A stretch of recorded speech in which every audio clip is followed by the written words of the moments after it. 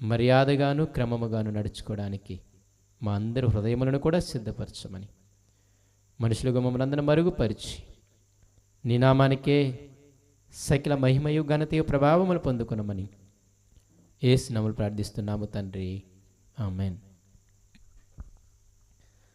మరొకసారి కూడి వచ్చిన మీ అందరికీ కూడా మన రక్షకుడు ప్రభువైన యేసుక్రీస్తు వారి పేరిట నా హృదయపూర్వకమైన వందనాలు తెలియజేస్తున్నాం. ఎక్కువసేపు కూర్చోలేకపోతే చక్కగా కుర్చీలో కూర్చోండి, మధ్యలో లేచైనా ఇబ్బంది ఏం లేదు, ఓకేనా? అప్పుడు మీరు కొంచెం ఫ్రీగా వినగలరు, అందుకోసం కుర్చీలు వేసాం. కూర్చున్నంతసేపు చక్కగా కూర్చోండి, వాక్యం చెప్తున్నప్పుడు చక్కగా లేచి కూర్చోండి, ఎవరేమనుకోరు, సరేనా? కొంచెం మీరు ఫ్రీగా కూర్చోగలిగితే చక్కగా వినడానికి మీ మనసు కూడా బాగుంటుంది. కొంచెం మీరు చలి ఎక్కువ ఉన్నట్టుంది, బాగా చలి వస్తుందావునా? సరే, కొద్ది నిమిషములు మనము దేవుని వాక్యాన్ని ఆలోచన చేసి మనము ముగించుకుందాం. అయితే యేసుక్రీస్తు వారు ఈ భూమి మీదకి వచ్చి ఉన్నారు అని మనము నమ్ముతున్నాము, అది నిజము అని కూడా మనందరికీ తెలుసు. అయితే యేసుక్రీస్తు వారు ఎందుకు భూమి మీదకి వచ్చారు అని మనం అడిగితే సాధారణంగా చెప్పే సమాధానం పాపులను రక్షించటానికి అని. అయితే అది ఎంత నిజమో అంతకంటే ప్రాముఖ్యముగా, లేకపోతే దానికి సమానముగా ఏమనొచ్చు అంటే, ఒక మనిషి భూమి మీద ఎలాగూ మాదిరిగా జీవించాలో చూపించడానికి వచ్చి ఆయన తన శిష్యులకు మాదిరిగా ఉండి వాళ్ళని అనేక మందికి మాదిరిగా ఉండమని చెప్పి వెళ్ళాడనమాట. ఈరోజు మనం ఆలోచించబోయే మాట మాదిరి తత్వము. యేసుక్రీస్తు వారు ఈ భూమి మీదకి ఎందుకు వచ్చారు అంటే మనము మాదిరిగా ఉండటానికి.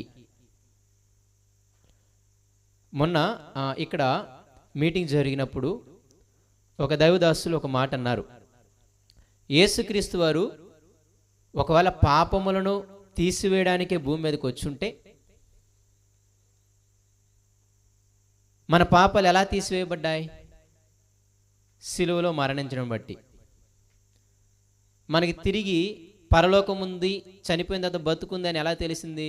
3 రోజులు సమాధిలో ఉండి తర్వాత తిరిగి లేచిన తర్వాత. ఒకవేళ మన పాపములు మాత్రమే తీసేయడానికి వస్తే ఆయన పుట్టగానే ఒక 10 సంవత్సరాలు చచ్చిపోయి, అవునా కదా, మన కోసం ప్రాణం పెట్టేసి 3 రోజులు సమాధిలో ఉండి తిరిగి లేచి వెళ్ళిపోతే సరిపోయేది, అంతేనే కదా?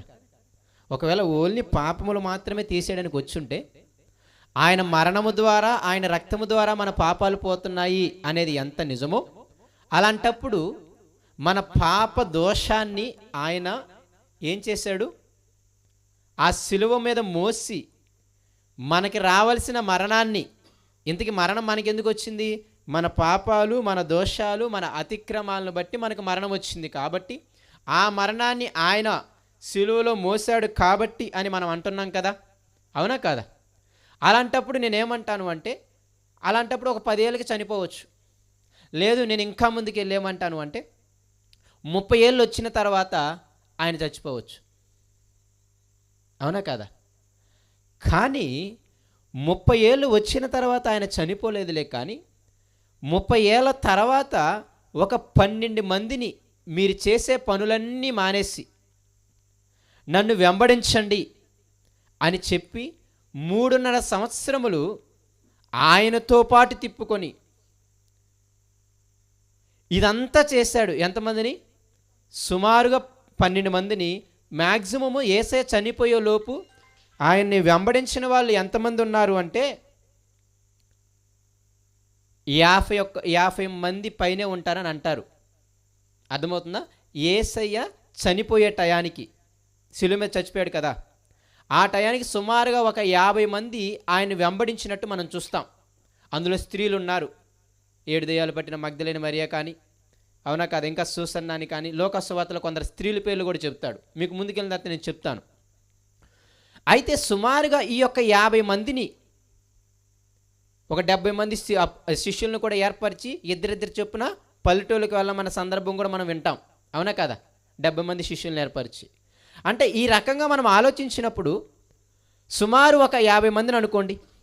50 మందిని ఆయనతో పాటు ఆయన తిప్పుకున్నాడు.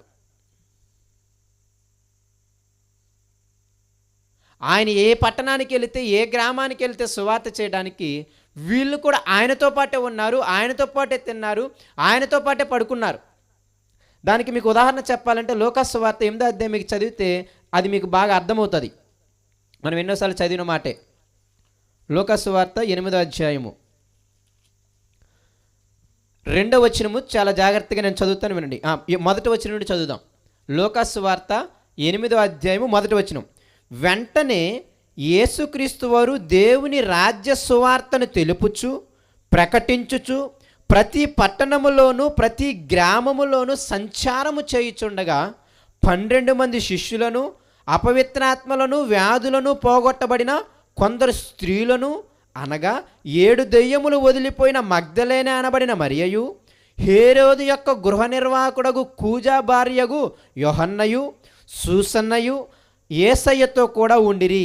వీరును ఇతరులు అనేకులను తమకు కలిగిన ఆస్తితో వారికి, అంటే ఎవరికి? యేసయ్య ఆయనతో పాటు ఉన్న ఆ గుంపుకి ఏం చేస్తున్నారంట? ఉపచారము చేయుచు వచ్చిరి.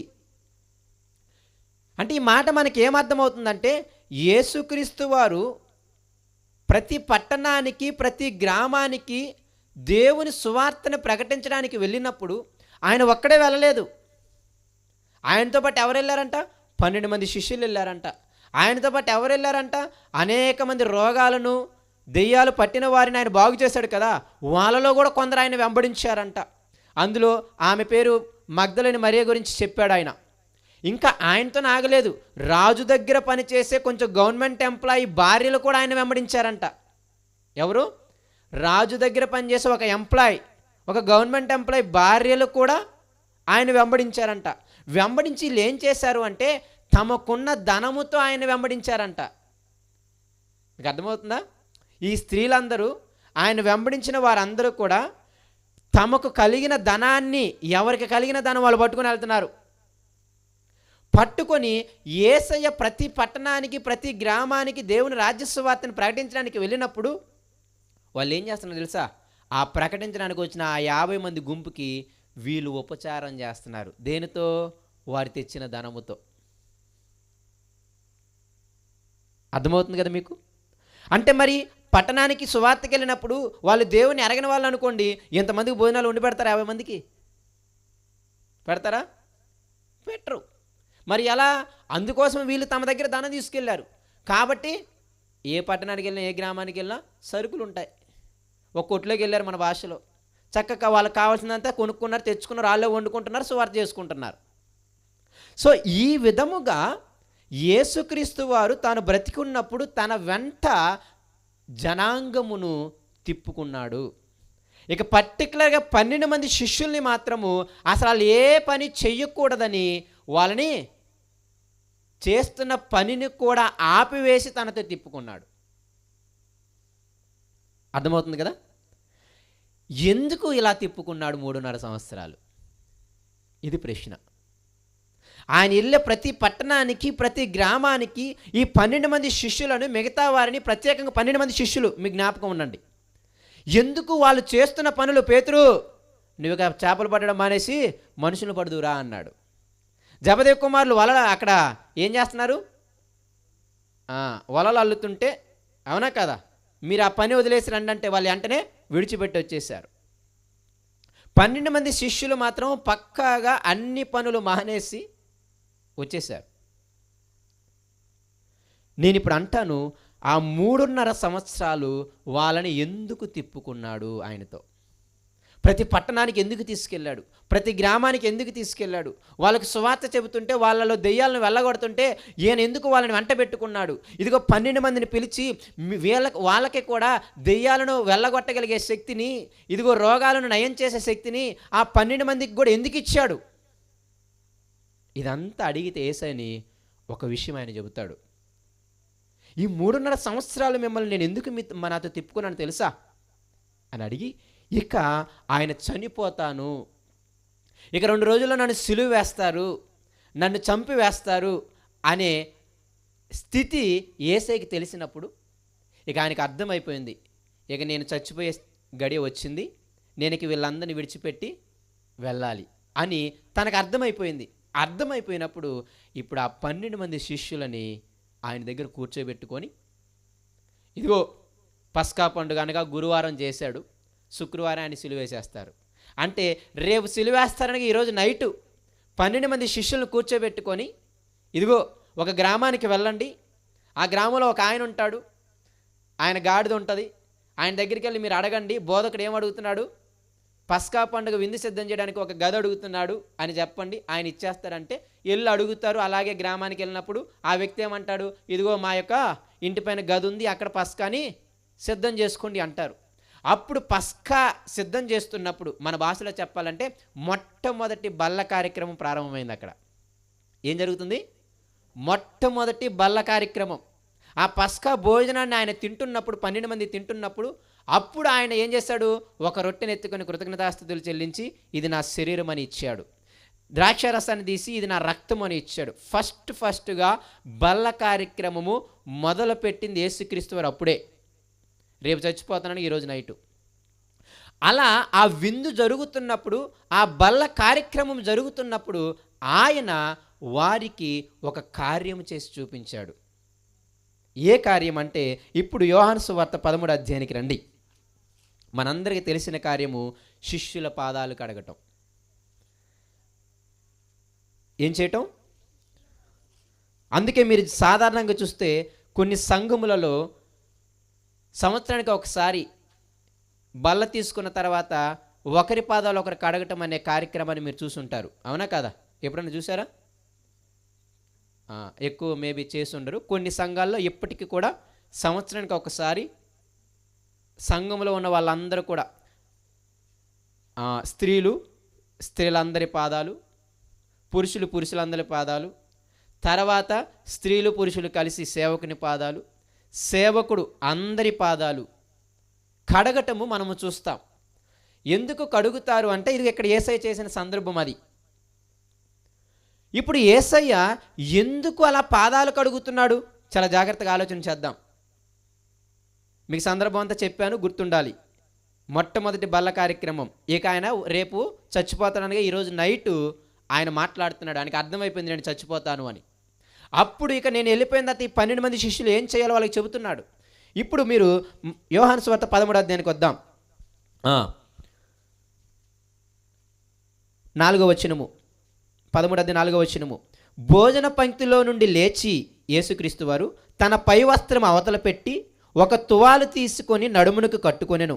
అంతటా పల్లెములో నీళ్లు పోసి శిష్యుల పాదములు కడుగుటకును తాను కట్టుకొని ఉన్న తువాలతో తుడుచుటకును మొదలుపెట్టెను. ఇట్లు చేయుచు ఆయన సీమోను పేతునద్దకు వచ్చినప్పుడు అతడు, ప్రభువా, నీవు నా పాదములు కడుగుదువా అని యేసయ్యతో అనెను. అందుకు యేసు, నేను చేయుచున్నది ఇప్పుడు నీకు తెలియదు, కానీ ఇక మీదట తెలుసుకుందు అని అతనితో చెప్పగా, మళ్ళీ పేతురు ఏమంటున్నాడంటే, నీవెన్నడూనూ నా పాదములు కడుగురాదని యేసయ్యతో అనెను. అందుకు యేసు, నేను నిన్ను కడుగని ఎడల నాతో నీకు పాలు లేదనెను. ఇంకా మాట అనగానే పేతురు ఏమన్నాడంటే, సీమోను పేతురు, ప్రభువా, నా పాదములు మాత్రమే గాక నా చేతులు, నా తల కూడా కడుగుమని ఆయనతో చెప్పాను. యేసు అతని చూచి, స్నానము చేసిన వాడు పాదములు తప్ప మరేమీ కడుగుకొనక్కర్లేదు, అతడు కేవలము పవిత్రుడాయను అని చెప్పి, మీరును పవిత్రులు, కానీ మీలో అందరూ పవిత్రులు కారనెను. తన్ను అప్పగించువానిని ఎరిగను గనుక మీలో అందరూ పవిత్రులు కారని యేసు చెప్పెను. విన్నారు కదా? మీకు అర్థమవుతుంది. ఇప్పుడు యేసుక్రీస్తు వారు ఆ పస్కా పండుగ చేస్తున్నప్పుడు, ఇక భోజనం చేస్తున్న సమయంలో సడన్గా ఆయన లేచి తన పై వస్త్రం తీసి ఒక కండువ, ఒక టవల్ తీసుకొని తన నడుము కట్టుకొని, ఇదిగో ఒక బేసిన్లో వాటర్ తీసుకొని రమ్మని చెప్పి అందరి పాదాలు కడగడం స్టార్ట్ చేశాడు. కడిగి తన నడుము కట్టుకున్నటువంటి ఆ టవల్తో వారి పాదాలు తొడవడం స్టార్ట్ చేశాడు. తర్వాత అందరి పాదాలు కడిగిన తర్వాత 11 మంది, ఇక 12 ఆయన పేతురు దగ్గరికి వచ్చినప్పుడు ఆయన మాత్రం ఏమంటున్నాడంటే, నీవు నా పాదాలు కడగడం ఏంటి? నువ్వు ప్రభువు కదా, నీవు దేవుడివి కదా, నీవు బోధకుడివి కదా, అవునా కదా? పాస్టర్ గారు వచ్చి మీ పాదాలు పట్టుకుంటున్నారు అనుకోండి, మీరేమంటారు చెప్పండి? పట్టుకోండి అంటారా? అంటారా? అయ్యయ్యా మీరు మా పాదాలు పట్టుకోండి, అవసరమైతే మేము మీ పాదాలు పట్టుకోవాలి, అంతేనా కదా? అదేవిధంగా పేతురు కూడా అంటున్నాడు, నీవు మా పాదాలు కడగడం ఏంటి? నీవు బోధకుడివి కదా, నీవు ప్రభువు అంటే దేవుడివి కదా. ఆ మాట కూడా 12వ వచనంలో ఉంటుంది చూడండి. వారి పాదములు కడిగి తన పైవస్త్రము వేసుకున్న తర్వాత ఆయన మరలా కూర్చుండి, నేను మీకు చేసిన పని మీకు తెలిసినదా అడుగుతున్నాడు. అందరి పాదాలు కడిగేసి ఇప్పుడు ఏం అడుగుతున్నాడు తెలుసా? నేను మీకు చేసిన పని మీకు తెలిసినదా అంటే, తెలుసు కదా మీ పాదాలన్నీ కడిగాను అని చెప్పి తర్వాత ఏమన్నాడు చూడండి. బోధకుడనియు ప్రభువనియు మీరు నన్ను పిలుచుచున్నారు, నేను బోధకుడను ప్రభువును గనుక మీరిట్లు పిలుచుట న్యాయమే. నిజమే, మీరు నన్ను బోధకుడు అంటే టీచర్ అని పిలుస్తున్నారు. రెండవది ప్రభువు అంటే లార్డ్ అని కూడా పిలుస్తున్నారు. గురువు, టీచర్ అంటే ఎవరు? గురువు అన్నమాట. గురువు అని పిలుస్తున్నారు. అదేవిధంగా ప్రభువు అంటే దేవుడు అని కూడా పిలుస్తున్నారు. ఆయన కూడా ఒప్పుకున్నాడు, నిజమే మీరు అలా పిలవటం న్యాయమే. నేను ప్రభువుని, నేను దేవుడని, నేను టీచర్ని, నేను బోధకుడిని, నేను గురువుని, మీరు నాకు శిష్యులే, మంచిదే. కానీ ఎందుకు నేను ఇలా చేశాను అంటే, ఎందుకు మీ పాదాలు కడిగాను అంటే 14వ వచనం చూస్తుండే ఏమంటున్నాడు? కాబట్టి ప్రభువును బోధకుడనైన నేను మీ పాదములు కడిగిన ఎడల మీరును, ఇది చాలా జాగ్రత్త జ్ఞాపకం పెట్టుకోండి, మీరును ఒకరి పాదములను ఒకరు కడుగవలసినదే. నేను మీకు చేసిన ప్రకారము మీరును చేయవలనని మీకు మాదిరిగా ఇలాగు చేసి తిని. దాసుడు తన యజమానుడి కంటే గొప్పవాడు కాడు, పంపబడిన వాడు తన్ను పంపిన వాని కంటే గొప్పవాడు కాడని మీతో నిశ్చయముగా చెప్పుచున్నాను. ఈ సంగతులు మీరు ఎరుగుదురు గనుక వీటిని చేసిన ఎడల మీరు ధన్యులగుదురు. ఎంత బాగా చెబుతున్నాడు చూడండి. నేను గురువునే, నేను బోధకున్నే, నేను దేవుణ్ణే, నేను ప్రభువునే, మీరు నాకు శిష్యులే.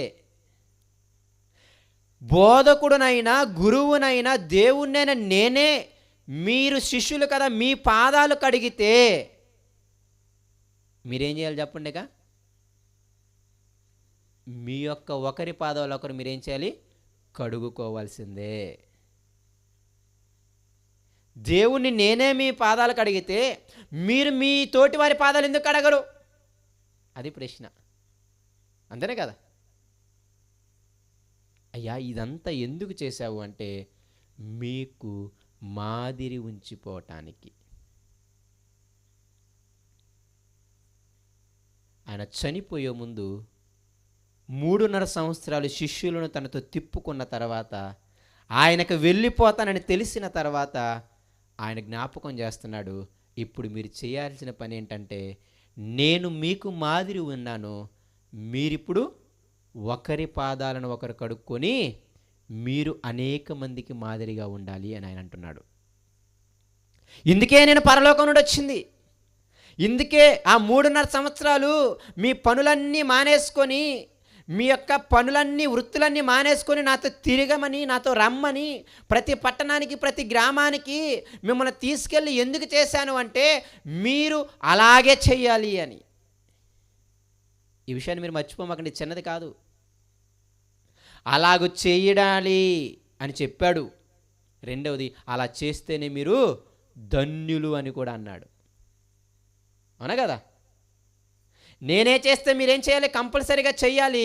అలాగ మీరు చేస్తేనే మీరు ధన్యులు. ఇప్పుడు నేను మిమ్మల్ని అడుగుతాను, ఆయన 3.5 సంవత్సరాలు శిష్యుల్ని తనతో పాటు తిప్పుకోకుండా, ఆయన సువార్త చేయడానికి ప్రతి పట్టణానికి వెళ్లకుండా, మనకిచ్చిన ప్రధానమైన ఆజ్ఞ బైబిల్ ఏంటి తెలుసా? సర్వలోకానికి వెళ్ళి సర్వ సృష్టికి సువార్త చేయండి అని శిష్యులకు చెప్పుంటే అలినో వల్ల అసలు దానికి అర్థం ఉండేదా? అందుకే ఆయన చూడండి, 3.5 సంవత్సరములు ఆయన పగలంతా ప్రకటించుకుంటూ, రాత్రంతా ప్రార్థన చేసుకుంటూ, ఆయన తినడానికి కూడా సమయం లేనంతగా సమరయ స్త్రీ వచ్చినప్పుడు వీళ్ళు తినడానికన్నా వెళ్ళారు శిష్యులు. ఆయనకు ఒక వ్యక్తిని రక్షించటమే, అనగా ఒకరికి సువార్త చేయటమే ఆహారంగా ఆయన ఫీల్ అయ్యాడా లేదా? ఇదంతా ఎందుకు రాశాడు? ఎందుకు 3.5 సంవత్సరాలు తన వెంటే పెట్టుకుని 12 మందికి చూపించాడు అంటే, మీరు కూడా ఇలాగే చేయాలి. మాదిరి, ఎగ్జాంపుల్ అన్నమాట. అందుకే ఇప్పుడు మీరు చూస్తే 12 మంది శిష్యులు కూడా అలాగే జీవించారు. అవునా కదా? మీరు చూడండి, ఆ 12 మంది ఆ యొక్క స్త్రీలు వాళ్ళందరూ తనకి ధనము తీసుకొచ్చినప్పుడు ఆ ధనముతో ఆయన ఏం చేశాడు? ప్రతి పట్టణానికి, ప్రతి గ్రామానికి సువార్త ప్రకటించుకుంటూ వెళ్తూనే పరిచారం చేసుకున్నారు. అందుకే అపోస్తులు కూడా మీరు చూడండి, తమకొచ్చిన ధనమంతా కూడా సంఘములో ఉన్న వారికి అక్కడి కొలది పంచిపెట్టారు, సువార్త కోసమే వాడారు. అర్థమవుతుందా మీకు? యేసు ప్రభులు వారికి తలవార్చుకోవడానికి స్థలమైనా లేదు, నక్కలకు బొరీలు ఉన్నాయి, అటన్నికి స్థలం ఉంది, కానీ నాకు మాత్రము అసలు ఇల్లే లేదన్నాడు. 3.5 సంవత్సరాలు యేసయ్య తన ఇంటికి కూడా వెళ్ళలేదు, మీకు తెలుసో లేదో. అవునా కదా? శిష్యులతోనే ఉన్నారు. పైగా ఒకప్పుడు వచ్చారు వాళ్ళ అమ్మ నాన్న వాళ్ళందరూ చక్కగా చుట్టూ జనం ఉన్నప్పుడు. అప్పుడు ఏమన్నారు ఆయన్ని? మతి చెలించింది అన్నారనమాట. వీడికి బుర్ర లేదు అన్నాడు. ఎవరిని? యేసయ్యని. ఎవరు వచ్చారంట? తల్లి వచ్చిందంట, సహోదరులు సహోదరులు అంటే చెల్లెలు తమ్ముళ్ళు. తల్లి అన్నలు లేరు యేసయ్యకి, తమ్ముళ్ళు చెల్లెలు అక్కలు కూడా లేరు, ఆయనే పెద్ద ఆయన. అర్థమవుతుందా? అంటే యేసు తల్లి మరియా వచ్చింది, వాళ్ళ చెల్లెళ్ళు వచ్చారు, వాళ్ళ తమ్ముళ్ళు వచ్చారు. అంతకుముందు వారని చెప్పిన వాక్యం నేను అదే. వచ్చి ఒకరితో కబురెట్టారు, ఇదిగో మీ తల్లి, వాళ్ళ తల్లిని, నేను మరియని, ఇగో వాళ్ళ చెల్లెల్ని తమ్ముల్ని అనంగానే పాపం వాళ్ళందరూ యేసయ్య తల్లి వాళ్ళు అనగానే గౌరవిస్తారా లేదా? కాబట్టి ఆ వ్యక్తి అమ్మటే లేచి త్వరగా యేసయ్య దగ్గరికి పరిగెత్తుకుని వచ్చేసి ఆ గుంపులో నుండి యేసయ్య దగ్గరికి వచ్చి, మీ తల్లి మీ యొక్క చెల్లెళ్ళు తమ్ముళ్ళు వచ్చారంటే, అప్పుడు వాడిని చూసి ఎవరు నా తల్లి అంటాడు, ఎవరు నా చెల్లి అంటాడు. ఇదిగో వీళ్ళందరినీ కలయి చూసి, చుట్టూ కూర్చున్న వారిని చూసి, ఇదిగో వీళ్ళే నా తల్లి, వీరే నా చెల్లెళ్ళు, వీళ్ళే నా తమ్ముళ్ళు, తండ్రి చిత్తము చేయువారే నా తల్లి నా సహోదరులు అన్నాడు అనమాట. వాళ్ళు ఏమన్నారు తెలుసా? వీడు పనికి మాలిన పనులు చేస్తున్నాడు, ఏ పని లేకుండా ఏ ఊరు వెళ్తే ఆ ఊరు వెళ్తున్నాడు, ఏదో ఒక 100 మంది జనాన్ని పోగేసుకుంటున్నాడు, దానివల్ల వాడికి రూపాయి రాదు, నయ పైసా రాదు, వీడికి తినడానికి కూడా టైం లేనంత చేస్తున్నాడు మళ్ళీ. అవునా కదా? ఏదైనా రూపాయి వచ్చే పని అయితే పనికి వచ్చే పని అనుకుంటాం. యేసయ్య చేసేది ఏం పని? రూపాయి వచ్చే పని కాదు. మళ్ళీ రూపాయి వచ్చినా మళ్ళీ ఆయన తీసుకోవట్లేదు, పక్కన ఒక వ్యక్తిని పెట్టి ఆయన దగ్గర పెట్టాడు దాని సంచి. ఎంత మాదిరిగా ఉండిపోయి మీరు చూడండి. అందుకే అపోస్తులందరూ కూడా యాస్టీస్ ఫాలో అయ్యారు. అపోస్తులు కూడా మ్యాక్సిమం ఎక్కడ స్థిరంగా ఒక ఇల్లు కట్టుకొని ఉన్నట్టు కనపడదు మీకు. ఇల్లు ఉండడం తప్పని నా ఉద్దేశం కాదు, కానీ వాళ్ళు తమ ఇంటిని, పౌలుకి మంచి ఆస్తిపరుడు పౌలు, తన ఆస్తిని, తన ఇంటి వారిని, ఆ తార్సు పట్టణాన్ని వదిలేశాడు ఆయన. మళ్ళీ తార్సుకి వెళ్ళినట్టు కూడా కనపడదు అక్కడ. ఆయన చచ్చిపోయింది మళ్ళీ ఇటలీలోనే. ఇదంతా ఎక్కడి నుండి వచ్చింది వాళ్ళకి? ఆ 3.5 సంవత్సరములు ఆయన వారిని తిప్పుకొని ఆయన చూపించింది ఇదే. అందుకే అపోస్తులు అందరూ కూడా వాళ్ళు ఎప్పటికెప్పుడు సువార్త ప్రకటించడానికి వెళ్ళిపోతున్నారు, ఏ ప్రాంతానికైనా. వాళ్ళు ధనం ఉంటే ధనం వాళ్ళ దగ్గర ఉంచుకోవట్లేదు. ఎవరో ఒక ట్రెజరర్ని పెట్టేసి మీ పని మీరు చేసుకోండి, మళ్ళీ ఆ ధనం నాకెందుకు, వీళ్ళందరూ తలనొప్పబడాలి నేను అనుకుంటాడు. అవునా కదా? యేసుప్రభు బుర్రలేక కాదు యోధా దగ్గర పెట్టింది. ఆ లెక్కలు చూసుకుంటే ఈ లెక్కలు చూసుకుంటుంటే ఇక్కడ పని అయిపోతుంది. లేదు అంతా మన దగ్గరికి వస్తే నాకు ధనం మీద ఆశ పడుతుంది. అవునా కదా? చాలా తెలివైనడు యేసయ్య. అపోస్తులు కూడా చాలా తెలివైన వాళ్ళు. అందుకే చరస్థిరాస్తులు అమ్మి అపోస్తుల పాదాల దగ్గర పెడితే మళ్ళీ నాకెక్కడ ధనం పడుతుందని వాళ్ళకే పంచి పెట్టేసి వెళ్ళిపోయాడు అనమాట. ఇవన్నీ ఏమి చూపిస్తున్నాయి అంటే మాదిరి. యేసయ్య ఒక ఎగ్జాంపుల్గా ఉన్నాడు శిష్యులకి. ఇప్పుడు శిష్యుల్ని ఏమంటున్నాడు తెలుసా? మీరు చాలామందికి మాదిరిగా ఉండాలంటున్నాడు. అందుకే పౌలు ఒక మంచి మాట అంటాడు చూడండి. మొదటి తిమోతి పత్రిక 1వ అధ్యాయము 15వ వచనము మనందరికీ తెలిసిన మాట. యేసుక్రీస్తు ఎందుకు వచ్చాడంట? ఆ పాపులను రక్షించుటకు క్రీస్తు యేసు లోకముకు వచ్చినను వాక్యము నమ్మదగినదియు పూర్ణాంగీకారమునకు యోగ్యమైనది ఉన్నది. అట్టి వారిలో నేను ప్రధానుడను. యేసయ్య దేనికి వచ్చాడంట? పాపులను రక్షించడానికి అని చెప్పి అదేం కల్లబుల్లి మాట ఏం కాదు. ఎవడో పాపిని రక్షించడానికి వచ్చాడని కూడా నేను చెప్పట్లే. అసలు ముందు నేనే ప్రధాన పాపిని. ఇంతకుముందు నేను మంచి దోషకుణ్ణి, మంచి హింసకుణ్ణి, ఒక్కొక్కరిని ఎట్టబడితే అట్ట చంపేసేవాడిని, కొట్టేసేవాడిని, స్త్రీలను గౌరవం కోలేదు, ఇండ్లలోకి వచ్చి జుట్టులు పట్టుకుని లాక్కొచ్చేసేవాడిని.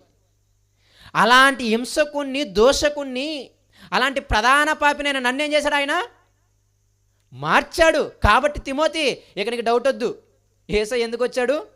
పాపులను రక్షించటానికి వచ్చాడు. ఆ మాట ఎటువంటి మాట అంట? నమ్మదగినది. అది ఎటువంటి మాట అంట? అంగీకారానికి పూర్ణమైందనమాట. ఇక 100% నమ్మొచ్చు అంతే. దానికి ఎగ్జాంపుల్ ఏంటయ్యా పౌలుని అడిగితే, ఏరే వ్యక్తి గురించి చెప్పట్లే, నేనే దానికి ఎగ్జాంపుల్ అంటున్నాడు. నేనే పెద్ద ప్రధాన పాపిని అని చెప్పి, ఎందుకు యేసయ్య నా పాపముల నుండి నన్ను క్షమించి నా పాపములు కడిగివేసి నన్ను ఎందుకు రక్షించుకున్నాడు అంటే కింద చెబుతున్నాడు చూడండి ఒక మంచి మాట, అది ప్రాముఖ్యం. అయినను నిత్య జీవము నిమిత్తము తనను విశ్వసింపబో వారికి నేను మాదిరిగా ఉండులాగున యేసుక్రీస్తు తన పూర్ణమైన దీర్ఘశాంతమును ఆ ప్రధాన పాపినైన నా యందు కనుపరిచినట్లు నేను కనికరించబడి తిని. ఎందుకు యేసయ్య నన్ను రక్షించాడు అంటే, తర్వాత ఆయన్ని నమ్మే వాళ్ళు ఉన్నారు కదా చాలామంది, అవునా కదా? నిత్య జీవం పొందిపోయే వాళ్ళు ఉన్నారు కదా, అంటే మన భాషలో చెప్పాలంటే పరిశుద్ధులు ఉన్నారు కదా. ఆయన నమ్ముకుని అనేక మంది జనాంగం ఉన్నారా? వాళ్ళందరికీ ఆయన ఎలా ఉండాలంట? అందుకు రక్షించుకున్నాడంట పౌలుని. ఆ మాట మళ్ళీ చదవండి కావాలంటే 16వ వచనం. నిత్య జీవము నిమిత్తము దేవుణ్ణి విశ్వసింపబో వారికి పౌలనే నేను మాదిరిగా ఉండులాగునా. అంటే తర్వాత దేవుని అనేక మంది విశ్వసిస్తారు. ఇదిగో 3000 మంది విశ్వసించారు, తర్వాత 4000 మంది విశ్వసించారు. నేను కూడా ప్రకటన చేసినప్పుడు ఎఫెసు సంఘంలో విశ్వసించారు, కొరింథీ సంఘంలో విశ్వసించారు, ఫిలిప్పీ సంఘంలో విశ్వసించారు, తెస్సలోనిక సంఘంలో విశ్వసించారు, అవునా కదా? మరి వీళ్ళందరూ విశ్వసించారు కదా దేవుణ్ణి, పరలోకం పోదామని. కాబట్టి వీళ్ళందరిని ఏమన్నాడు? పరిశుద్ధులు అన్నారు, అవునా కదా? సంఘం అంటే ఎవరు? పరిశుద్ధులేనే కాదా? మీకు అర్థం అవడానికి కొరింథీ పత్రిక 1వ అధ్యాయం 1వ వచనం చదివితే మీకు అర్థమైపోద్ది. దేవుని సంఘము అనగా ఎవరంట? యేసుక్రీస్తు రక్తములో పరిశుద్ధపరచబడి పరిశుద్ధులుగా ఉండడానికి పిలువబడిన వారు. మనందరం పరిశుద్ధులమేనా? పాత నిబంధనలో ఇజ్రాయెల్ని ఏమన్నాడు? పరిశుద్ధ జనము అన్నాడు, అవునా కదా? సంఘం అంటే మనందరం ఎవరంటే పరిశుద్ధులము. అయితే ఈ పరిశుద్ధులకు మాదిరిగా ఉండటానికి ఆయన పిలుచుకున్నాడంట. ఆయన ఇదే మనందరినీ పిలుచుకోవడానికి కారణం. నువ్వు నేను పెద్ద గొప్పలమనేం కాదు, మనము పౌలు కంటే ప్రధాన పాపులమని మనకు తెలుసు.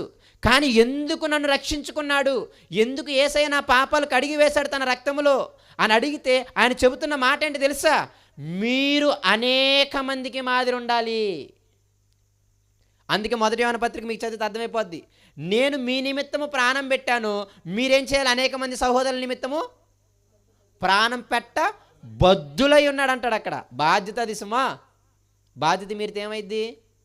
మూల్యం చెల్లించాల్సి వస్తుంది, అంతేనా కదా? బాధ్యత మీరితే మూల్యం చెల్లించాల్సి వస్తుందా లేదా?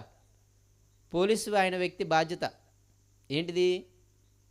లంచం తీసుకోకుండా లంచం తీసుకోవాలని శిక్షించడానికి. ఇప్పుడు ఆ బాధ్యత మీరు ఆయన లంచం తీసుకుంటే ఏమైద్ది? ఉద్యోగం ఊడిపోద్ది, అంతేనే కదా? ఒకరి కిందకి పనికి వెళ్ళేవాడి బాధ్యత ఏంటంటే ఆ యజమానికి నమ్మకంగా ఉండటం, వాళ్ళ ఇంట్లో ఏదేదో దోచుకోకుండా ఉండటం, అంతేనే కదా? ఇప్పుడు ఆ బాధ్యత మరి ఆ దాసుడు ఆయన దగ్గర ఉన్న బంగారమో ఏ నక్లీసో జోబులు వేసుకుని వచ్చాడు అనుకోండి, బాధ్యత మీరినోడు అవుతాడు. అప్పుడు ఏమైద్ది? ఉద్యోగం పోద్ది. ఉద్యోగం పోతుందా అయినాడు పోలీస్ జైల్లో కూడా పెట్టిస్తాను నేను. బాధ్యత మీరితే కొంత శ్రమ ఉంటుంది. బాధ్యతారాహిత్యంగా ప్రవర్తిస్తే దానికి శిక్ష ఉంటుంది. శిక్ష ఉంటుందా ఉండదా? అదన్నమాట. చట్టం అందరికీ సమానమే. జడ్జిలు కూడా లంచం తీసుకుని వాళ్ళని కూడా జైలు వేసిన వాళ్ళు ఉన్నారు చాలామంది. అవునా కదా? జడ్జిగా ఉండు, నువ్వే న్యాయం చెప్పాలి. నువ్వే లంచం తీసుకొని బాధ్యతారహితంగా ఉంటేలా? కాబట్టి చట్టం తన పని తాను చేసుకెళ్ళిపోద్ది, అందరినీ శిక్షిస్తుంది అనమాట. కాబట్టి బాధ్యతని మీరితే కొంత శిక్షణ పొందుకుంటాం. కాబట్టి పౌలు చాలా క్లియర్గా చెబుతున్నాడు, నన్ను ఎందుకు దేవుడు పిలుచుకున్నాడు అంటే, నా పాపాలను ఎందుకు కడిగి వేశాడు అంటే, నేను తనను విశ్వసించే అనేక మంది జనాంగం ఉన్నారు కదా, విశ్వసించినా విశ్వసించబోయే, ఆయన నమ్మినా ఇంకా నమ్మడానికి చాలామంది రెడీలో ఉన్నారనమాట. అవునా కదా? నువ్వు నేను సువార్త కలిగి నమ్మట్లేదు అంతే, లేకపోతే నమ్ముతారు వాళ్ళు కూడా. అటువంటి వారికి నీవు నేను ఎలా ఉండాలంట? మాదిరిగా, ఎగ్జాంపుల్గా, ఒక మాటలో చెప్పాలంటే రోల్ మోడల్గా. మీకు ఈ మాట అర్థం అవ్వాలి అంటే మీకు ఉదాహరణ చెప్తా. సినీ హీరోలకి వాళ్ళు ఏదన్నా బ్లడ్ ఇచ్చారనుకోండి, తన జన్మదిన పుట్టినరోజు రోజు అప్పుడు అనుకుంటా, ఎన్టీఆర్ గారు అనుకుంటా, అవునా కదా, బ్లడ్ ఇచ్చారని చెప్పి ఇక తెలుగు రాష్ట్రాల్లో ఉన్న ఏం చేశారు, అందరూ ఎక్కడ హాస్పిటల్ ఉంటే అక్కడ దూరేసి బ్లడ్ ఇచ్చేశారనమాట. మాదిరి, అది మాదిరి అంటే. ఆయన చేసి చూపించాడు, ఇప్పుడు దీన్ని నేనేం చేయాలి? చేసి చూపించాలి. ఇక్కడ ఇంకొక ప్రాముఖ్యమైన విషయం, ఎవరికి చేయాలి బ్లడ్ ఇచ్చి? ఇప్పుడు మళ్ళీ తిరిగి ఎన్టీఆర్ గారికి పంపించకూడదు. ఎవరికి పంపించాలి? నీ తోటి వారికి పంపించాలి. యేసే కూడా చెప్పింది అదే, నేను మీ పాదాలు కడిగా, మీరెవరి పాదాలు కడగాలి?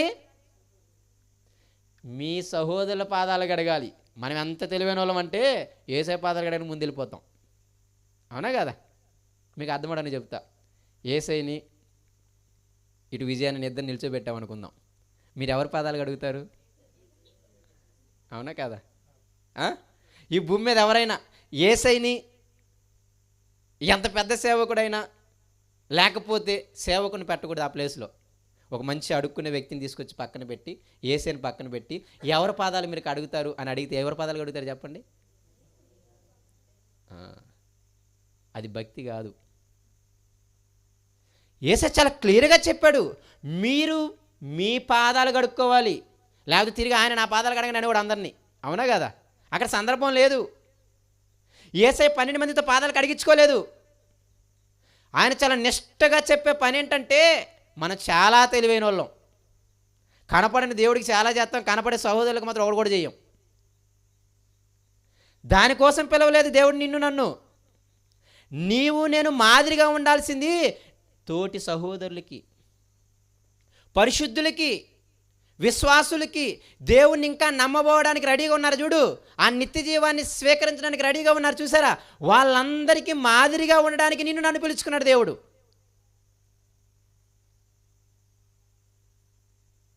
ఇంతకీ పాదాలు కడగడం అంటే ఏంటి ఉద్దేశం?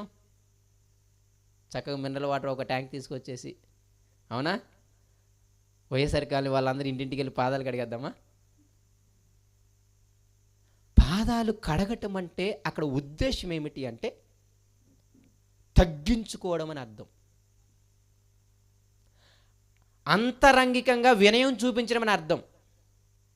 నీ మాటకి నేను లోబడుతున్నానని అర్థం. నిన్ను నాకంటే గొప్పవాడివి అని అనడానికి అర్థం. అంతేనే కదా? మళ్ళీ చెబుతాను, ఒక అడుక్కున్నవాడిని తీసుకొచ్చి, పక్కన ఎమ్మెల్యే గారిని తీసుకొచ్చి, ఇప్పుడు ఎవరి పాదాల మీద పడతారు చెప్పండి మీరు? ఎందుకు చెప్పండి? ఆయన మనకంటే గొప్పవాడు అని భావిస్తున్నావు కాబట్టి పాదాల మీద పడతావు. తల్లిదండ్రుల పాదాల మీద పడతామా? ఎందుకు పడతాం? మనకంటే వాళ్ళు గొప్పవాళ్ళు అని, వాళ్ళ ప్రతి మాటకి నేను లోబడతాను అని హృదయపూర్వకముగా చూపించే వినయం. అంతేనా కదా? కాళ్ళ మీద పడటము, కాళ్ళు కడగటము, ఆ కాళ్ళ నీళ్లు చల్లుకోవడం, ఇవన్నీ ఉద్దేశం ఏంటి అంటే వాళ్ళంత గొప్పోళ్ళయ్యా, నీకంటే నాకంటే గొప్పోళ్ళు. అది జ్ఞానములు అవ్వచ్చు, అధికారములు అవ్వచ్చు, ధనములు అవ్వచ్చు. అందుకే లోకంలో వాళ్ళ పాదాల మీద పడుతుంటాం మనం. తల్లిదండ్రులు వాళ్ళు ప్రేమించటంలో, నీ కోసం నా కోసం త్యాగం చేయడంలో గొప్పోళ్ళు. అందుకే హృదయపూర్వకంగా నీకంటే నేను తక్కువ వాడను, నీ మాటకి నేను పూర్తి వినయం చూపిస్తున్నాను, నువ్వు నాకంటే గొప్పవాడివి అని చెప్పడానికి సాదృశ్యం. అది చేయమన్నాడు ఆయన. అందుకే పౌలు గారు రోమపత్రికలు ఏమంటాడు తెలుసా? 12వ అధ్యాయంలో ఒకరినొకరు ఏం చేయాలంటే తెలుసా, నీకంటే నీ సహోదరుని నువ్వు గొప్పవాడు అనాలంట. ఒకరినొకరు గొప్ప చేసుకోవాలంట, ఒకరి పాపాలు ఒకరు భరించాలంట. అంతే తప్ప నిన్ను ఎచ్చుకొనదగిన దానికంటే ఇంకా ఎక్కువగా ఎచ్చుకుంచుకోకూడదు అంటాడు అనమాట ఆయన. మనకు ఉండేది కూతంత, కానీ మన దానికి కొండంత చెప్తాం. అవునా కదా? ఎంచుకొనదగిన దానికంటే ఎక్కువగా చెప్పుకోవడం మన దౌర్భాగ్యపు స్థితి.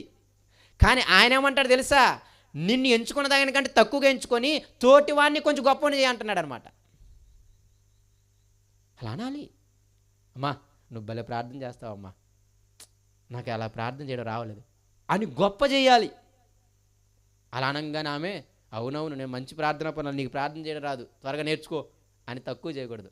నువ్వు వాక్యం భలే మాట్లాడతావమ్మా, నువ్వు ఒకరు వచ్చినప్పుడు భలే ప్రేమగా చూసుకుంటావమ్మా అని ఆమెలో గొప్పని నువ్వు చెప్పాలి. అది ఒకరినొకరు గొప్ప చేసుకోవడం అంటే. అర్థమవుతుంది మీకు? పాదాలు కడగటం అన్న ఉద్దేశం అది, దాని అర్థం. పరిశుద్ధులకి అంటే దేవుని నమ్ముకున్న పిల్లలకి, దేవుని నమ్ముకుపోయే పిల్లలకి నీవు నేను వినయ మనస్కులుగా ఉండగలగాలి, వాళ్ళకి పరిచర్య చేసే విధంగా ఉండగలగాలి, వాళ్ళకి సహాయం చేసే విధంగా ఉండగలగాలి, వాళ్ళ అవసరాలు తీర్చడానికి ప్రయత్నం చేయగలగాలి, వారి బాధలను తీర్చడానికి ప్రయత్నం చేయగలగాలి.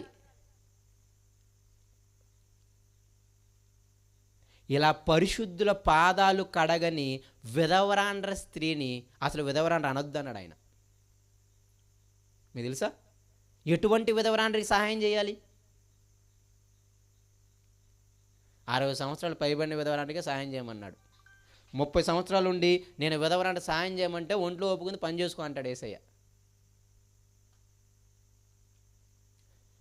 విధవరాండ్రిని కూడా నిజమైన విశ్వాసులైన విధవరాండ్రిని అంటే ఎవరు అనుకుంటున్నారు?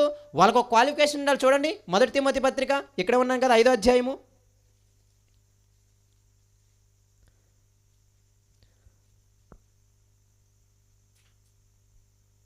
10వ వచనము.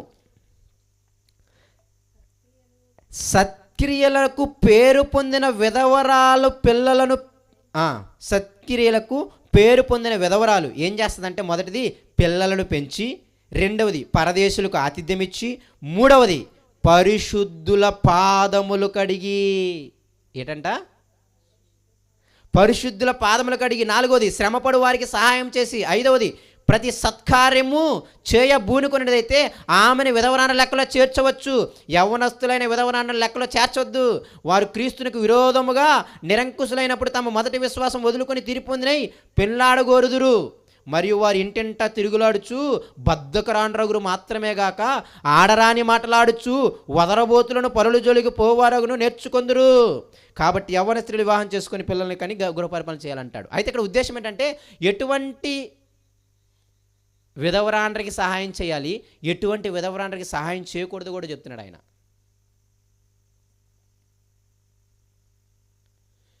ఆమెలో ఉండాల్సిన ఒక మంచి సత్క్రియ ఏంటి తెలుసా?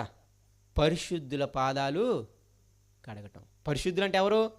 సంఘములోకి దేవుని నమ్ముకొని వచ్చిన బిడ్డలు ఉన్నారే, అవునా కదా? దేవుని నమ్ముకొని బిడ్డలు వచ్చారు చూసారా, వాళ్ళందరూ పరిశుద్ధులే.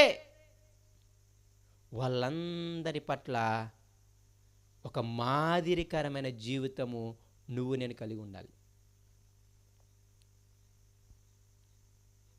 విధవరాండ్రికి ఒక క్వాలిఫికేషన్ అది. ఇంకంటాడు ఆయన, మీ ఇంట్లో విధవరాండ్రు ఉన్నారనుకోండి, ఆ విధవరాండ్రి సంఘం పోషించకూడదంట. ఎవరు పోషించాలి? మీరే పోషించాలి. ఎవరు పోషించాలి? మేమెందుకు పోషించాలంటే మేము విశ్వాసులు అని చెప్పుకుంటున్నారు అందుకు. ఏంటంట? మీ ఇంట్లో విధవరాండ్రు ఉంటే ఎవరు పోషించాలంట? మీరే పోషించాలంట. మేమెందుకు పోషించాలని దేవుని అడిగితే ఆయన అంటున్నాడు, మీరు విశ్వాసులను ట్యాగ్ వేసుకొని తిరుగుతున్నారుగా అందుకు. మరి సంఘం ఏం చేస్తుంది? మరి సంఘం డబ్బు ఏం చేద్దాం అని అంటే ఆయన అంటాడు, నిజమైన విధవరాండ్రు ఉంటారు. అంటే ఏంటి అర్థం తెలుసా? వాళ్ళని చూసుకునే వాళ్ళు, ఆదరించే వాళ్ళు ఎవరు ఉండరు. భర్త ఉండడు, భార్య ఉండదు, లేకపోతే పిల్లలు ఉండరు, ఎవరు ఉండరు. అలా ఏకాకులైన విధవరాండ్రు ఉంటారు చూసారా, వాళ్ళని సంఘం పోషించాలి. అలాగే సంఘం వారిని పోషించడం కోసం మీ ఇళ్ళల్లో విధవరాండ్రు ఉంటే మీరే పోషించండి, అంతే తప్ప సంఘం దానం దొంగిలించమాకని అంటాడు ఆయన. అప్పుడు ఎక్కువ మంది విధవరాండ్రని సంఘం పోషించగలదు. అయితే ఇదంతా ఎందుకు చెబుతున్నానంటే, సరే మనకు అది కాదులే కానీ విషయము, ఒక విధవరాండ్ర స్త్రీ కూడా మాదిరితత్వం కలిగి ఉండాలి. పరిశుద్ధుల పాదాలు ఏం చేయాలంట? కడగాలి. చెప్పా మీకు, పాదాలు కడగడం అంటే అర్థం ఏంటి? తోటి సహోదరుణ్ణి నీకంటే గొప్పగా చూడటం, తోటి సహోదరుడికి నువ్వు వినయ మనస్కు కలిగి ఉండటం, అంతేనే కదా. తోటి సహోదరుడి అవసరాలలో నేను పాలు పొందుతాను అని ఒక పరిచర్యను చూపించటం. ఈ విధమైన మాదిరిని మనము చూపించాలి.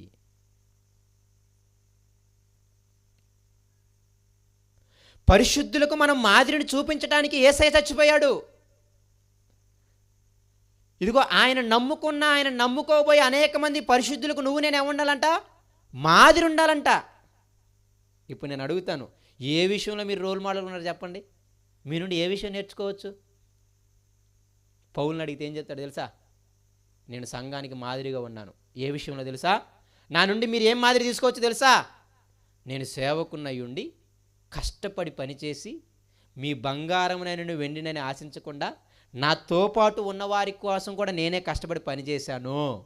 ఎందుకు ఇలా చేశానంటే, మీరు కూడా సోమరులుగా, పని దొంగలుగా, బద్ధకస్తులుగా ఉండకుండా మీది మీరే సంపాదించుకొని అవసరమైతే మీ సోదర సహోదరులకు కూడా పెట్టగలిగే అంత స్థితిని మీరు సంపాదించుకోవాలని చెప్పాడు అనమాట. అది మాదిరి. మొదటి తెస్సలోనిక పత్రిక చూడండి, ఆ సందర్భం మీకు అర్థమైద్ది. మొదటి తెస్సలోనిక పత్రిక 2వ అధ్యాయము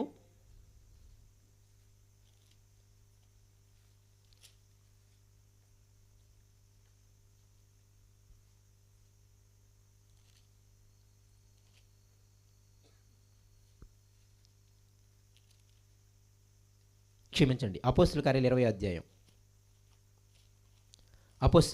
అధ్యాయం. మీకు అర్థమవుతుంది అనుకుంటున్నాను.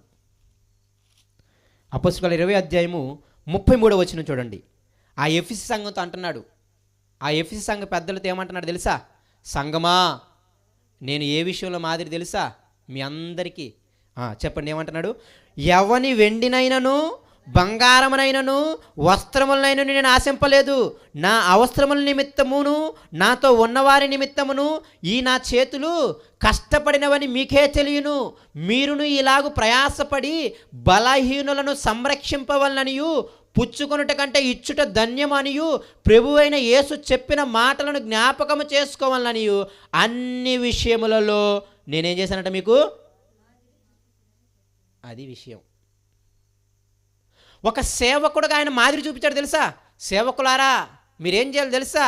విశ్వాసుల బంగారం ధనం మీద ఆధారపడకుండా, వాళ్ళది దోచుకోవడానికి ఎప్పుడు ట్రై చేయకుండా, మీకు అవసరమైతే మీ చేతి కష్టం మీరే చేసుకొని మీ తోటు ఉండే సేవకులను కూడా మీరేం చేయాలంట? పోషించాలంట. ఆయన కష్టపడ్డా లేదా? సరే, దాని అర్థము మరి పూర్తిగా సేవ చేస్తే ఎందుకు తింటున్నారని మీరు అడద్దు. మళ్ళీ అది వేరే కేసు అనమాట. నేను దాని గురించి చెప్పట్లేదు. పౌలు అన్ని వేళలా పనిచేయలేదు. దేవుణ్ణి ఎరగని అన్య సంఘాల దగ్గరికి వెళ్ళినప్పుడు వాళ్ళ దగ్గర పుచ్చుకోకుండా సేవ చేశాడు. వాళ్ళకి చెప్పడం కోసం విశ్వాసులైన ఫిలిప్పి, తెస్సలోనికల దగ్గర దానం తీసుకున్నాడు. ఓకేనా? అంటే కాబట్టి అక్కడ వేరే స్థితి ఉంది, అది వదిలేండి, తర్వాత సంగతి. కానీ ఒక సేవకుడు ఏం చేయకూడదు అంటే, వాడు ఎప్పుడూ కూడా ధనాన్ని ఆశించకూడదు, వాడు ఎప్పుడు కూడా బంగారాన్ని ఆశించకూడదు. ఎందుకు ఈ మాదిరి ఎలా వచ్చిందనుకున్నారు? మళ్ళీ యేసయ్య చూపించారు, అది మీరు మర్చిపోకూడదు. యేసయ్య ఏమన్నాడు తెలుసా? మీకు చెప్పాక ఇందాక, ఎక్కడైనా ఎవడదానని తీసుకున్నాడా? ధన సంచి కూడా ఆయన దగ్గర పెడితే మీరు ఇంకొన్ని 4 మాటలంటారు వెనక, అవునా కదా? కానుకలు పెట్టి పాస్టర్ గారు ఎత్తుకెళ్తున్నారు అంటారు తర్వాత, అవునా కదా? కాబట్టి యేసయ్య చాలా మాదిరి చూడండి. అందుకే యోధా దగ్గర పెట్టాడు, మీరే లెక్కలు చూసుకోండి, మీరే పరిచయ ఖర్చులు పెట్టండి, మాకెందుకు పని అంటాడు. నా పని సువార్త చేస్తా, నాతో వచ్చిన వాళ్ళందరికీ మీరే ఆహారం అన్ని అవసరాలని మీరే చూసుకోండి అని చెప్పి వాళ్ళకే వదిలేశాడు. అందుకే ఆయన చాలా క్లియర్గా చెప్పాడు, మీరు వెళ్ళినప్పుడు ఏం చేయకూడదు? ఉచితంగా సువార్తని మీరు ప్రకటించాలి. నేను ఉచితంగా మీకు ఇచ్చాను, మీరేం చేయాలి? ఉచితంగా ప్రకటించాలి అని చెప్పాడు, చేశాడు. అదే మాదిరి మిగతా 12 మంది అపోస్తలులు కానీ పౌలు కానీ ఫాలో అయ్యారు. అందుకే 3.5 సంవత్సరాలు పనులు మానేసి మరి నా తండ్రి తిరగమని చెప్పాడు. ఇప్పుడు మిమ్మల్ని అడుగుతాను, పౌలు ఎవరి కోసం కష్టపడ్డాడు? తన చుట్టూ ఉన్న సేవకులు తిమోతి, శీల వీళ్ళ కోసం, మార్కు వీళ్ళ కోసం కూడా కష్టపడ్డాడంట. అది కూడా ఎవరి మాదిరి చూపించారు తెలుసా? యేసయ్యే. తనతో పాటు తిరిగిన 12 మందిని ఎవరు పోషించారు? అవునా కదా? వచ్చిన ధనవంతా నాది పెద్ద సేవకుడిని, మాకు సంబంధం లేదు, మీ సావు మీరు సావండి, మీ కుటుంబాలు పోతే నాకు సంబంధం లేదు అని అనలేదు ఆయన. 12 మందిని పని మానేయమని చెప్పిన ఆయన వారి పోషణ చూసుకున్నాడు. ఇంకా ముందుకెళ్తే ఏమనొచ్చు తెలుసా? కంపల్సరిగా పేతురుకి భార్య ఉంది కాబట్టి ఆమె కుటుంబ పోషణ కూడా, ఆయన కుటుంబ పోషణ కూడా యేసే చూసుంటాడు. దాన్ని నువ్వు ఎలా చెప్పగలవు? కంపల్సరీగా సేవకుడి బాధ్యత అది. చిన్న సేవకుల కుటుంబాలు కూడా పోషించడం. దాని ఉదాహరణ మీరు పాత నిబంధనలో చదవచ్చు. ఎలీషా దగ్గర తన యొక్క శిష్యుల్లో ఒక ప్రవక్త చనిపోయినప్పుడు తన భార్య వచ్చినప్పుడు, అయ్యా నా భర్త నీ శిష్యుడే కదా, అతడు ఎంత భక్తిపరుడో కూడా నీకు తెలుసు కదా, మరి ఇప్పుడు చచ్చిపోయాడు ఆయన, నాకు 2 కుమారులు ఉన్నారు, ఇదిగో అప్పులు వాడేమో, మా ఆయన బతుకున్నప్పుడు అప్పులు చేశాడు, దేవుని పని అని, మరి ఇప్పుడు ఆ అప్పు ఎవడు తీరుస్తాడు, 2 పిల్లలనేమో అప్పులోడేమో తీసుకెళ్ళిపోదాం అనుకుంటున్నాడు, నాకేమైనా సహాయం చేయయా అని చెప్పింది. ఎవరిని? ఎలీషా గారిని. అప్పుడు ఎలీషా ఏమనాలి? మనమైతే ఏమంటాం తెలుసా? నాకే రావట్లేదు, ఇక మీకేం ఇస్తాను అంటాం అనమాట. అవునా కదా? అలాగంటాం లేదా? చాలామంది పెద్ద సేవకులు పాపం అలా అబోశోభం తెలియని సేవకుల్ని మోసం చేసి కుటుంబాన్ని ఇబ్బంది పెట్టి దేవుణ్ణి వదిలేలా చేశారు చాలామంది. నీకు స్తోమత ఉంటే పిలుచుకో, స్తోమత లేకపోతే మళ్ళీ చెప్తాను, నీకు వాళ్ళకి ఫుల్ టైం పిలుచుకొని, ఇప్పుడు నేనున్నాను విజయాన్ని అనుకుందాం, ఆయన అయ్యా నాకు సేవ ఎక్కువైంది నువ్వు రా, నీకు ఇప్పుడు ఇక్కడ 15,000 శాలరీ ఇస్తున్నారు, నేను వెళ్ళే సేవ దగ్గర నాకు ధనం వస్తుంది ఒక 15,000, ఆ 15,000 ఏదో నీకు ఇస్తాను, నీ కుటుంబాన్ని నువ్వు పోషించుకో, నాతో పాటు సేవకురా అని తీసుకెళ్ళొచ్చు. నాకు 15,000 ఇచ్చే స్తోమత లేదనుకో, ఏం చేయాలి తెలుసా? ఎక్స్ట్రా డైలాగులు మాట్లాడకూడదు మనం. దేవుడు చూసుకుంటారులే, అవి చేసుకుంటారులే అని వచ్చేస్తావు.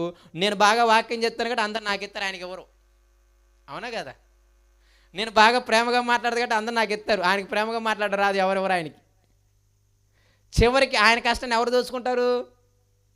నేను దోచుకుంటా. చివరికి ఆయనకి ఏమంటాను తెలుసా? వాళ్ళు ఏమి ఇవ్వలేదయ్యా అంటాను.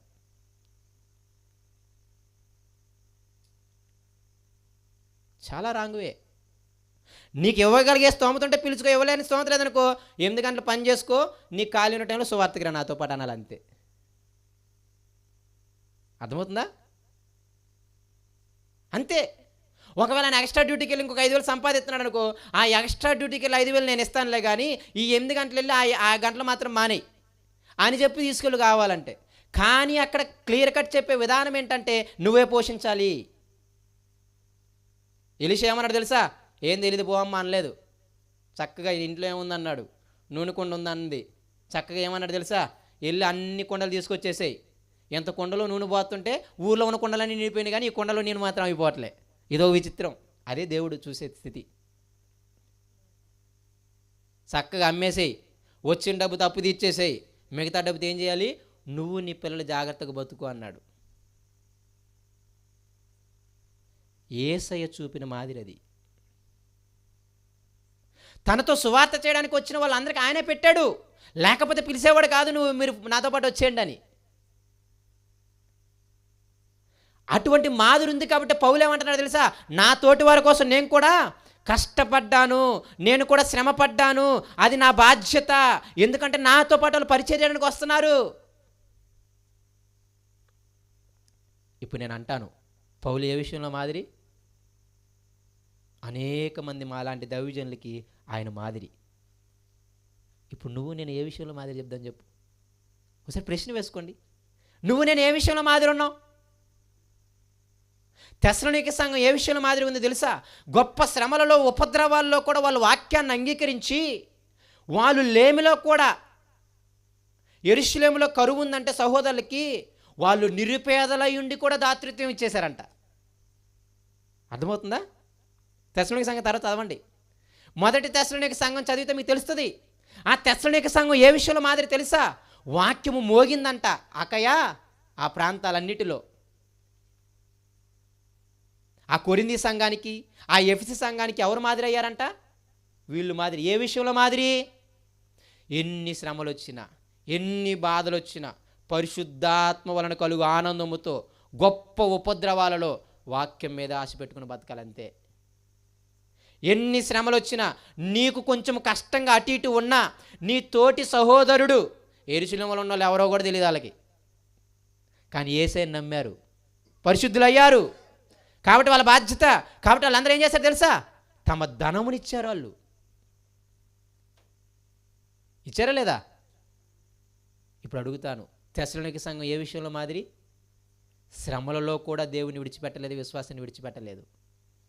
నిరుపేదలై ఉండి కూడా తమ తోటి సహోదరులకి సాయం చేశారు. ఇప్పుడు నువ్వు నేను ఏ విషయంలో మాదిరి ఉన్నావు? ఒక్క విషయంలో మాదిరి ఉంటామా? ప్రశ్న వేసుకోవాలి మీరు నేను.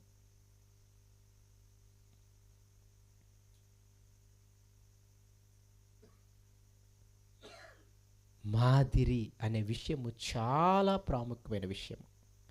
దాన్ని కానీ మీరు మర్చిపోతే యేసుప్రభు వచ్చిన విషయంలో చాలా ఇబ్బందులు మీరు పడతారు. ఇంకొక విషయం చూపించి ముగిస్తాను చూడండి. యాకోబు పత్రిక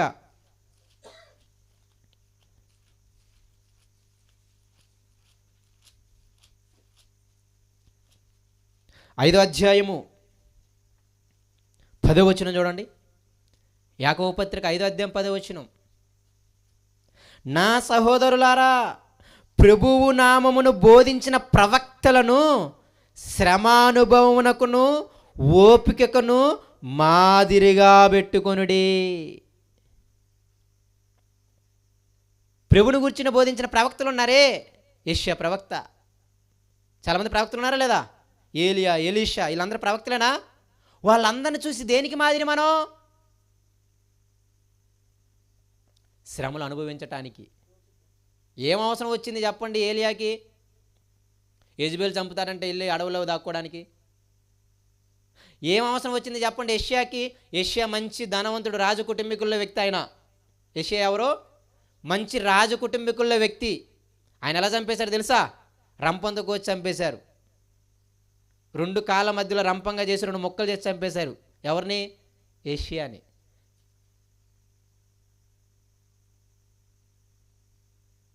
ఇర్మియా ఏం కర్మ పట్టింది ఆయనకి? ఆ ఇజ్రాయేలులకు చెప్పుకోవడానికి బతిమాలాల్సిన అవసరం ఏముంది ఇర్మియాకి? వాళ్ళు జైల్లో పెడితే జైల్లో ఉండాల్సిన అవసరం ఏముంది?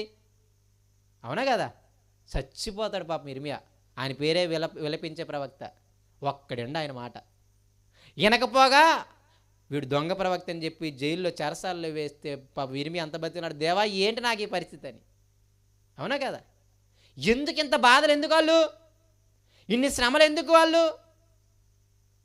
ప్రవక్తలు అంటే అర్థం ఏంటి తెలుసా? రోషము కలిగిన వారు అని అర్థం. ఎవరో దేవుడు చెప్పింది చెప్పినట్టు చెప్తారు అంతే. వాడు రాజా పేదోడా అని వాళ్ళకి అనవసరం. అవునా కదా? ప్రవక్తలు ఎలాంటి వాళ్ళు అంటే రోషము కలిగిన వారు. వాళ్ళు దేవుడు చెప్పింది చెప్తారు, దానికోసం చచ్చిపోవడానికి ఇష్టపడతారు.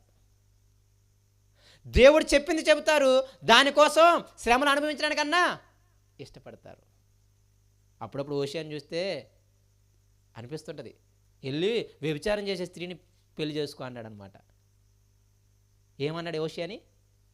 ఇల్లు ఒక వ్యభిచారం చేస్తున్న స్త్రీని పెళ్లి చేసుకో, ఆమెతో పిల్లల్ని కాను అంటాడు. ఇప్పుడు ఎవరన్నా మిమ్మల్ని వెళ్ళి ఒక వ్యభిచారం చేసే స్త్రీని పెళ్లి చేసుకోమంటే మీ అమ్మ ఏమంటుంది, మీ నాన్న ఏమంటాడు, మీ బంధువులు ఏమంటారు? ఒకసారి ఆలోచించిన పరిస్థితులు. మారు మాట మాట్లాడకుండా వెళ్ళి పెళ్లి చేసుకున్నాడు ఆయన.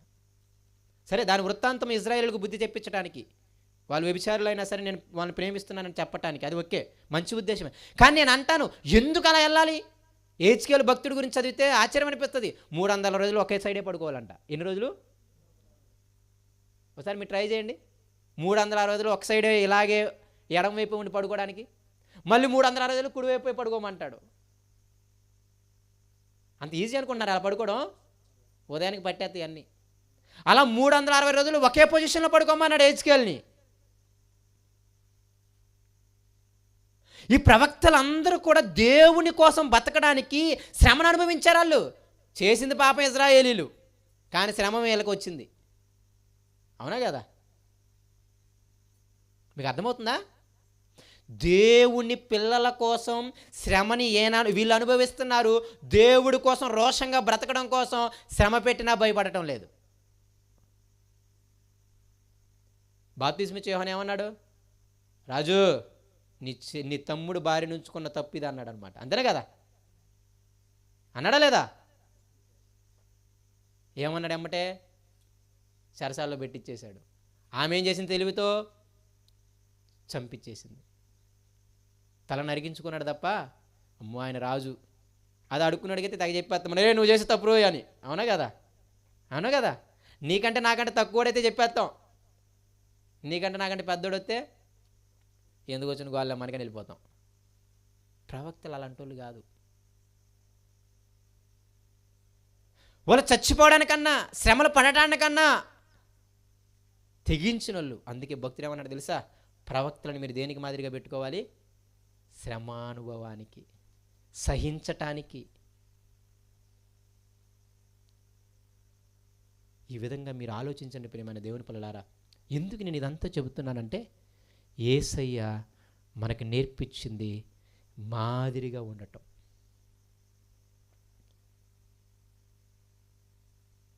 పౌలు మాదిరిగా ఉన్నాడు సేవకులందరికీ. ధనాన్ని ఆపేక్షించకుండా విశ్వాసుల కోసం కష్టపడటానికి.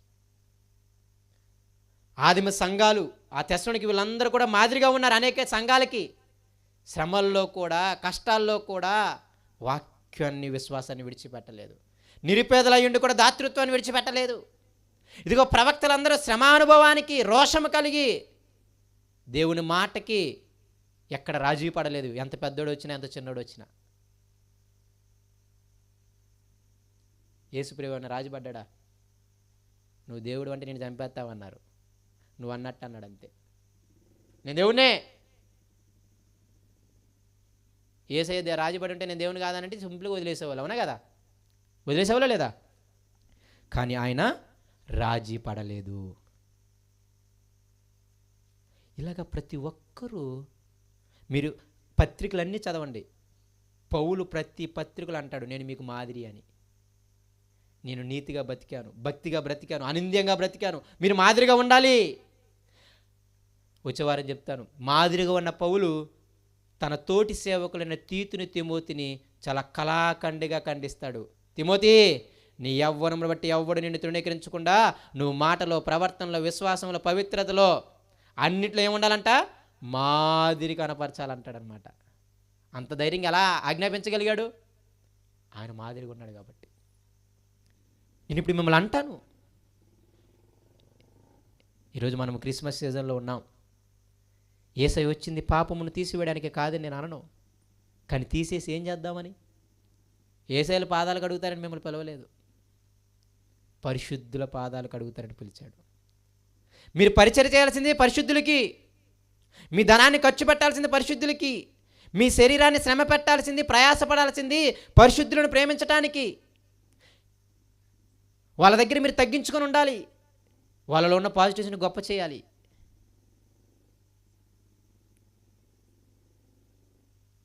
ఇప్పుడు మీరు ప్రశ్న వేసుకోండి, నిన్ను నన్ను ఎవరన్నా ఒక్క విషయానికన్నా మాదిరి తీసుకుంటారు పరిశుద్ధులు ఎవరైనా?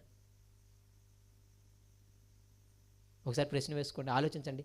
అసలు నేను సంఘానికి ఏ విషయంలో మాదిరిగా ఉన్నాను అని ఒక్కటనే నేర్చుకుంటారని నీ నుండి?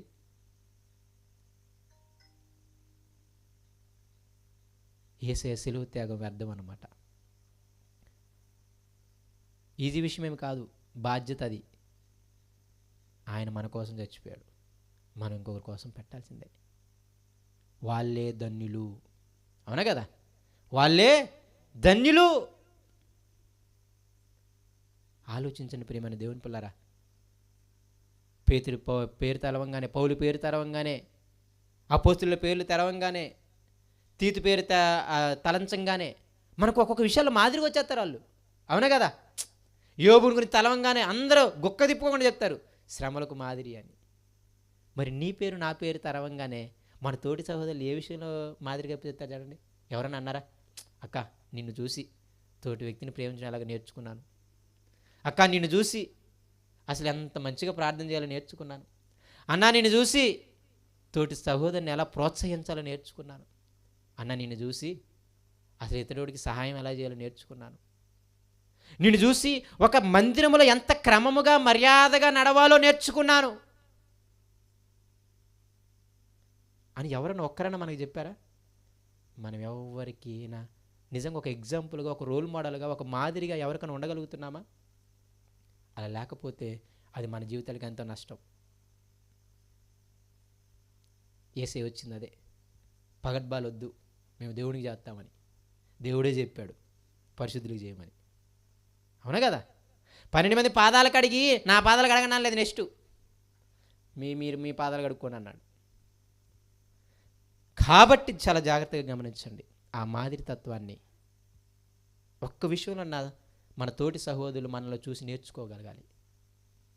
ఈ విషయంలో నేను నిన్ను నేర్చుకున్నానన్నా, నిన్ను నేర్చుకున్నానక్క, నిన్ను నేర్చుకున్నాను తల్లి అని చెప్పగలగాలి. అలా లేకపోతే మన జీవితాలు చాలా వృధాకరమైన జీవితాలు. దేవుడి చిన్న మళ్ళీ దీవించిన కాక కళ్ళు మూసుకుని ప్రార్థన చేసుకుందాం. పరిశుద్ధుడా, ప్రేమ కలిగిన మా తండ్రి, నీకు వందనాలు, నీకు స్తోత్రాలు ప్రభువా. ఇంతవరకు మమ్మల్ని కాపాడుతూ మీరు ఎక్కడి కింద భద్రపరుస్తూ వచ్చిన విధానాన్ని బట్టి నీకు వందనాలు. నిజంగా నాయన యేసుక్రీస్తు వారు